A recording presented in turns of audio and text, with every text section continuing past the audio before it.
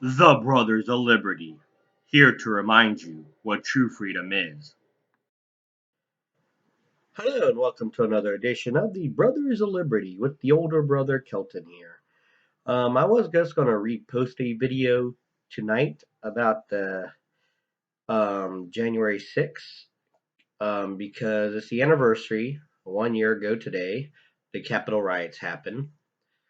Some people call it an insurrection, some people call it riots, some people call it freedom. Whatever you call it, though, I love how the media blows things out of proportion and the left wing Democrats blow things out of proportion. Reason why I'm doing this video is because the Vice President, Kamala Harris, stated that she compared the January 6th to Pearl Harbor and 9/11. Yes, because the one person that died, shot by a Capitol police officer on the day of, and now they say there's four other people died afterwards, including one officer. But even the family said he had a stroke, had nothing to do with it. But of course, the media wanted to say, no, no, don't listen to the family, listen to us. Um, Stroke could be anything. Stroke could have been something that was months on going in. People with high blood pressure get strokes all the time. But anyway, back to what I was saying. But with one, even with the total of five people dying, that doesn't compare to the thousands of people that died in Pearl Harbor, the couple thousand, or the couple thousand that died in 9/11. With, mind you, three buildings attacked on 9/11, not just one, and they were done by planes. So, and remember, the fourth target, which the 9/11 Commission said was possibly the Capitol building itself. So, if you're going to say a plane going in a Capitol building is not as bad as what happened on January 6th, then your mindset is very warped. Now, with that being said, um, let's go on her view and say not even say that it was the worst attack or compared to its attack, but try to say it's the worst attack on the Capitol building in history. Well, let's pull up some history, shall you, and get from under a desk, Vice President Harris, and actually look in a book and read some history. You see, because there's been a total of 10 different incidences at the Capitol building before January 6th. Um, and just to do a quick summary, because I had to pull up old notes and stuff and old things from the last video I did back in September, I'm going to go over a couple of them in details and a couple of them not so much in detail. The first incident where the building was completely burned down was the War of 1812 and 1814 by the British. It was a war, granted, it was an enemy, but it was burned down. I didn't see the Capitol building burned down on January 6th. 1835, an attempted assassination attempt on President Jackson by a person who shot once, missed, tried to shoot again, but he was tackled, and where Andrew Jackson actually started beating him. No assassination attempts on January 6th, although some people claim there was. 1856, incident number 3, inside the actual Capitol building in the chambers, mind you. A South Carolina Democrat representative beat a Massachusetts Republican senator with his cane because he said an anti-slavery speech. Oh, you get this? It was a Democrat beating a Republican, by the way. I don't know if you got that or not.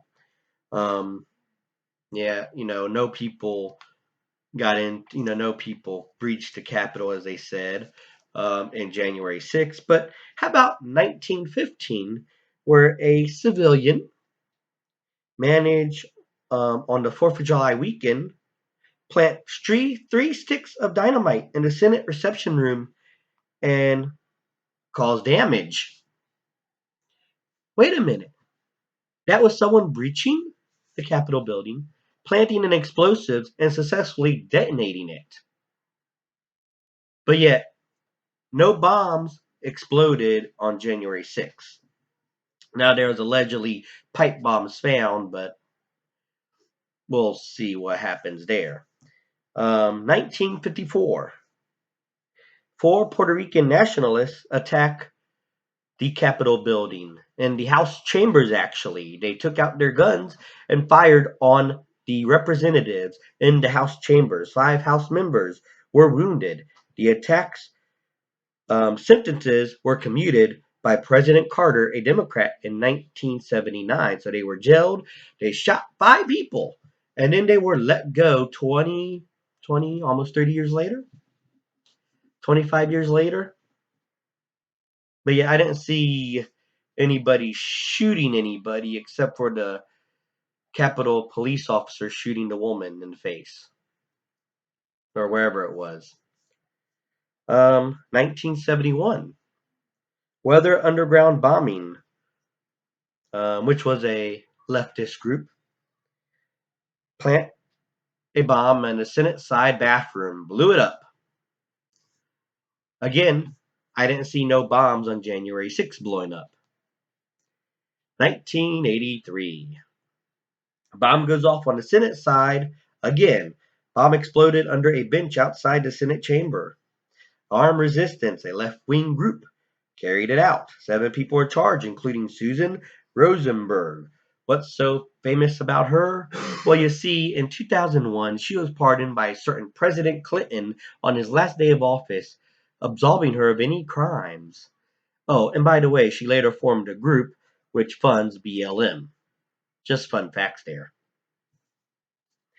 Um, so yeah, that's 7 incidences right there, and a total of 3 bombings and 1 shooting. But yet, remember, January 6th was the worst attack in American history on the Capitol building. Um, and by the way, in that 1983, like I said, the Senate was actually supposed to go on for a while. They actually left early that night, and minutes before the bomb blew up, they called to say there was a bomb there, which leads me to believe that they are trying to cause mass casualties, but they didn't expect the Senate actually left earlier than expected. And like I said, I have links. You can research this up. Um, the blast was so powerful it actually blew the doors off of Senator Robert Byrd from West Virginia. So that being said, in 1998, there was a guy that actually killed 2 Capitol police officers on the Capitol grounds. He was arrested and put in a sane mental institute or something like that. Like I said, I don't have all my notes here. I'm just going by the little footnotes I did leave for myself that I found. In 2013, it wasn't much of a big deal. A woman breached the checkpoint and she was actually killed on the Capitol grounds, but they don't know what she was doing. She actually had a baby in the car when she breached it. And in 2016, there was a shooting at the Capitol at the visitor center where a guy pointed a BB gun at the officers. They shot him. And he was arrested actually a couple days before, and because he was on the observing floor of Congress, he was shouting he was a prophet of God, and then he came back and they had to shoot him and arrest him again. And like I said, that was actually from National Geographic and also other sources I researched. Now it's funny how they want to call that an insurrection, but did they call any of these 4 incidents last year an insurrection? In 2020 riots and protests. And mind you, a insurrection definition is a violent uprising against an authority or government. Portland, Oregon, federal courthouse was breached. The crowd was shooting fireworks rock at police and the building in July of 2020. That was not called an insurrection. That was called a riot. Police building in the 3rd precinct was burned by protesters breaching the building in Minneapolis, May 28th, again on 2020. Again, police's authority. That was not called an insurrection. That was called a protest and a riot. Seattle, rioters tried to trap officers inside a burning precinct using rebar and concrete in August of 2020. So yes, so they actually literally tried to trap the doors, set the building on fire, and burn officers alive. But remember, that's not called an insurrection, and apparently that's not as bad as the Capitol building riot. And also in March of 2021, Portland courthouse again, federal building damaged. Article read protesters set fire, damage federal courthouse, and they're called protesters because they're environmental protesters protesting an oil pipeline. Not terrorists, not insurrectionists, protesters who happen to disagree about a pipeline. But yeah, it's okay to set a fire and stuff when you're a leftist or breach anything when you're a leftist. And you get called a radical and an insurrectionist if you're on the white wing of the spectrum, not protesting. But hey, that's the narratives we live in today. And I didn't even mention the Chaz, the anonymous free zone in Seattle, where they took over land and kicked out all government authority. Oh, wait, I just did mention that, didn't I? But yeah, but remember, those are not insurrectionists. Those are peace-loving people. And if you have a difference of opinion, which I know this video will get a lot of difference of opinion, feel free to comment, like, share. And if you have any topics you want to discuss, Brothers of Liberty 76@gmail.com. We'd like to hear from you, and you can follow us on Facebook, Rumble, Parler, and even Telegram now, and YouTube. And that's just my opinion.